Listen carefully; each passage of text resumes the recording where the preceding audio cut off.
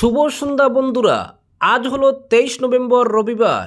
আজকের সন্ধ্যার বিশেষ বিশেষ খবর হলো নির্বাচনমুখী আসামে বিশেষ ভোটার তালিকা সংশোধনের কাজ শুরু হয়েছে। শনিবার থেকে সারা রাজ্যে বুথ লেভেল অফিসাররা বাড়ি বাড়ি গিয়ে ভোটারদের তথ্য যাচাই শুরু করেছেন। নির্বাচন কমিশন জনগণ প্রতিনিধিত্ব আইন 1950-এর আওতায় এই নির্দেশ জারি করেছে। এতে 1 জানুয়ারি 2026কে যোগ্যতার তারিখ ধরা হয়েছে।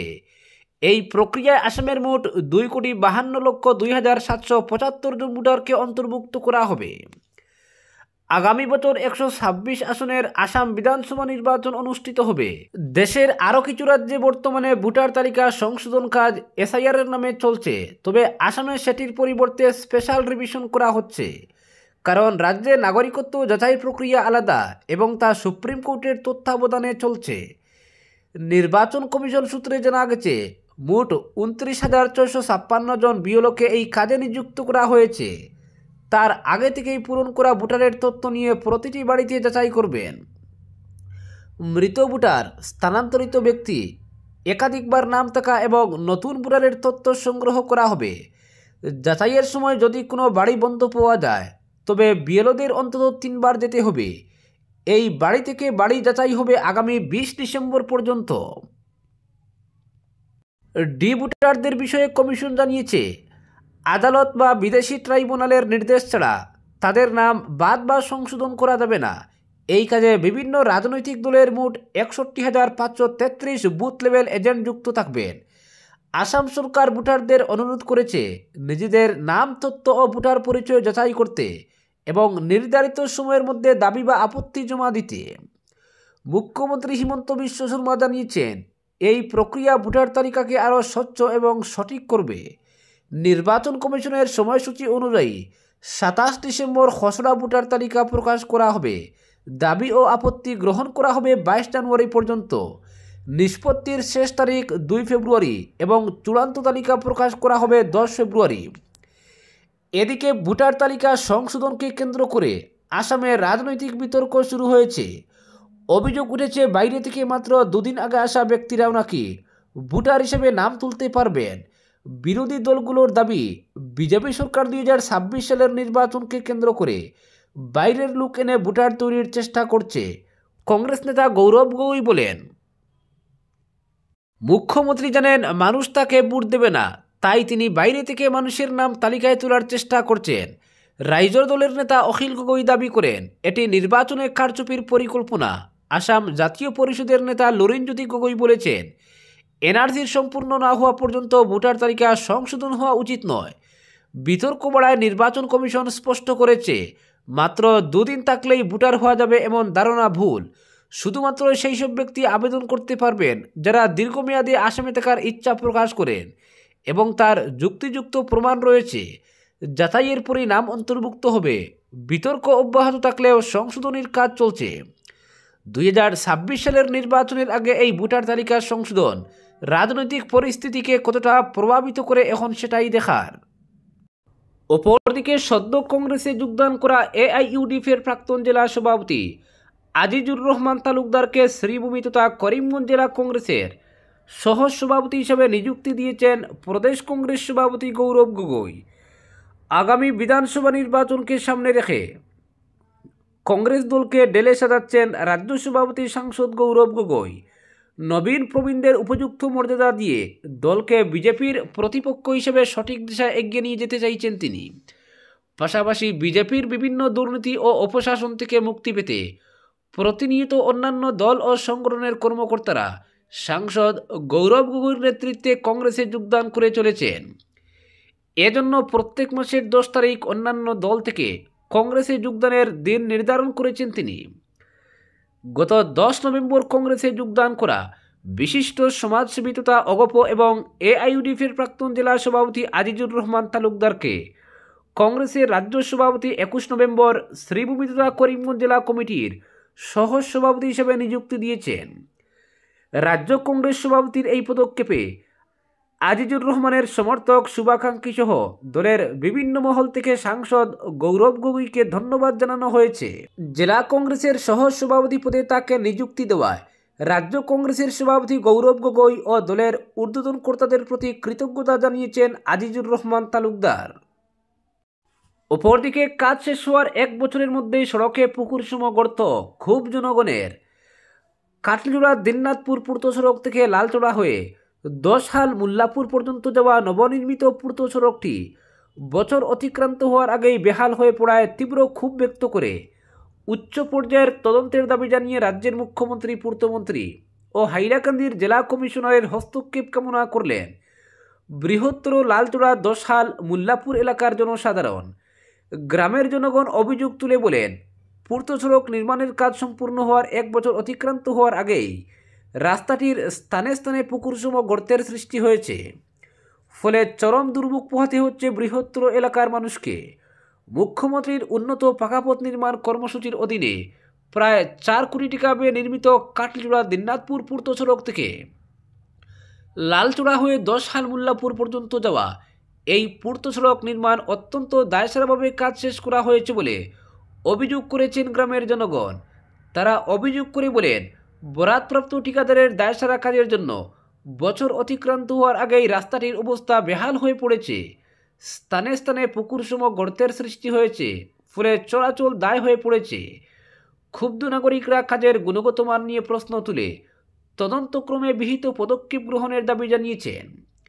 হাইলাকান্দি পূর্ত বিভাগের তদারকিতে যেখানে কাজ হয়েছে সেখানে বছর অতিক্রান্ত হওয়ার আগেই কীভাবে রাস্তা বেহাল হলো এ নিয়ে তীব্র ক্ষোভ ব্যক্ত করে কাজের দায়িত্বে থাকা কনিষ্ঠ বাস্তুকরের ভূমিকা নিয়েও তারা উচ্চ পর্যায়ের তদন্তের দাবি জানিয়ে জেলার অভিভাবক মন্ত্রী কৃষ্ণেন্দু পাল, জেলা কমিশনার অভিষেক জৈনের দৃষ্টি আকর্ষণ করেছেন।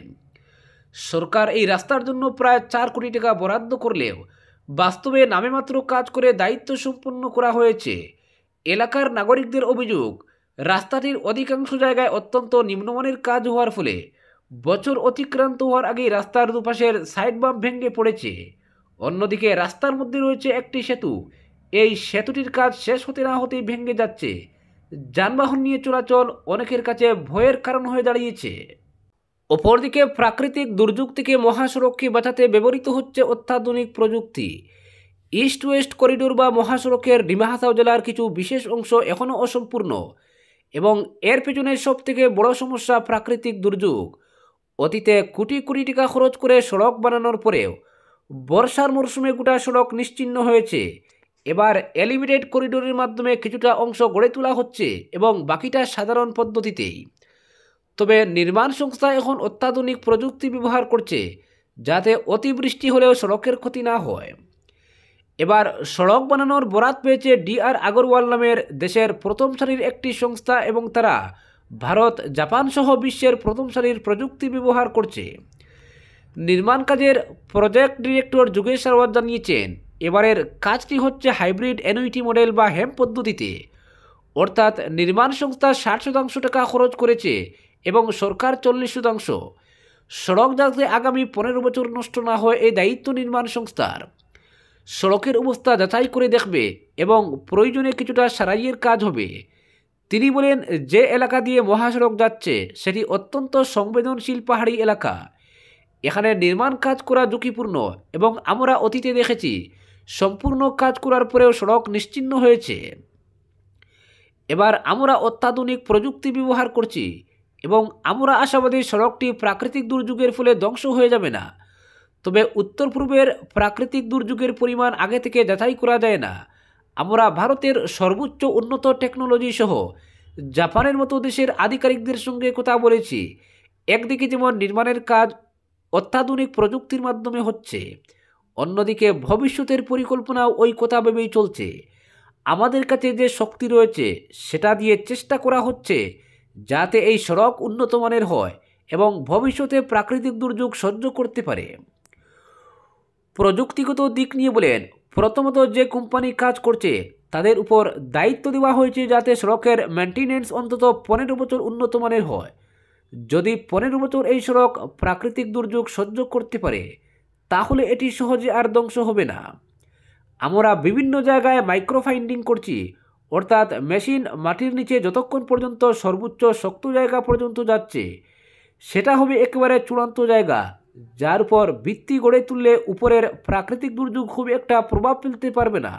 সেই জায়গায় আমরা বায়োডেক পদ্ধতিতে ছোট এবং বড় মাপের সুড়ঙ্গ বানাবো, যার মাধ্যমে অতিবৃষ্টি হলেও জল সহজে বেরিয়ে যাবে। অতীতে জমা জলের ফলেই ধস হয়েছিল। আমরা চেষ্টা করছি দলের জন্য যত নিচে সম্ভব প্রাকৃতিক নালা গড়ে তুলতে, যাতে বৃষ্টির জল সহজে বেরিয়ে যায়। এটি হচ্ছে প্রথম পদ্ধতি। এছাড়া আরও কিছু প্রযুক্তি ব্যবহার হচ্ছে, যা এই সড়ককে দীর্ঘদিন বাঁচিয়ে রাখার জন্য সহায়তা করবে। তবে সব কিছুর পরেও আমরা 100% গ্যারান্টি দিতে পারি না যে প্রাকৃতিক দুর্যোগ সড়কের ক্ষতি করতে পারবে না। প্রকৃতির সঙ্গে লড়াই অসম্ভব, তবে আমরা প্রকৃতির অবস্থা বুঝে প্রয়োজনীয় প্রযুক্তি ব্যবহার করতেই পারি। অপরদিকে ভারতের রণতরী এবং নৌসেনার গোপন তথ্য পাকিস্তানে পাচারের অভিযোগ উঠল 2 যুবকের বিরুদ্ধে। সম্প্রতি কর্ণাটকের উদুপি থেকে তাদের গ্রেফতার করেছে পুলিশ। ধৃতদের নাম রোহিত এবং সানত্রী। তারা উত্তরপ্রদেশের সুলতানপুরের বাসিন্দা। পুলিশ সূত্রে খবর, কেরলে কোচিন শিপইয়ার্ড লিমিটেডে কাজ করতেন রোহিত। তারপর সেটা ছেড়ে বর্তমানে কর্ণাটকে একটি জাহাজ সংস্থায় কর্মরত ছিলেন তিনি। অভিযোগ, কেরলে থাকাকালীন তিনি কোচিন শিপইয়ার্ড এবং ভারতীয় নৌসেনার গোপন তথ্য হোয়াটসঅ্যাপ মারফত পাকিস্তানে পাচার করতেন। শুধু তাই নয়, বর্তমানে কর্ণাটকে থাকাকালীনও তিনি সেই কাজ চালিয়ে যাচ্ছিলেন। তার এই কার্যকলাপ প্রথম নজরে আসে উদুপি কোচিন শিপইয়ার্ডের সিইওর। এরপরই তিনি পুলিশের দ্বারস্থ হন।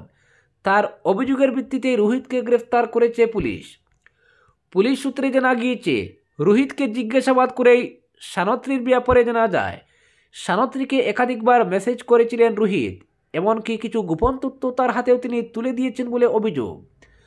তবে গোটা এই চক্রে সানত্রীর ভূমিকা খতিয়ে দেখছেন তদন্তকারীরা। বর্তমানে রোহিতকে জিজ্ঞাসাবাদ করে আরও তথ্য জানার চেষ্টা করছে পুলিশ। পাক গুপ্তচর সংস্থা আইএসআইয়ের সঙ্গে তাদের কোনো যোগাযোগ রয়েছে কিনা সেটাও খতিয়ে দেখছেন তদন্তকারীরা।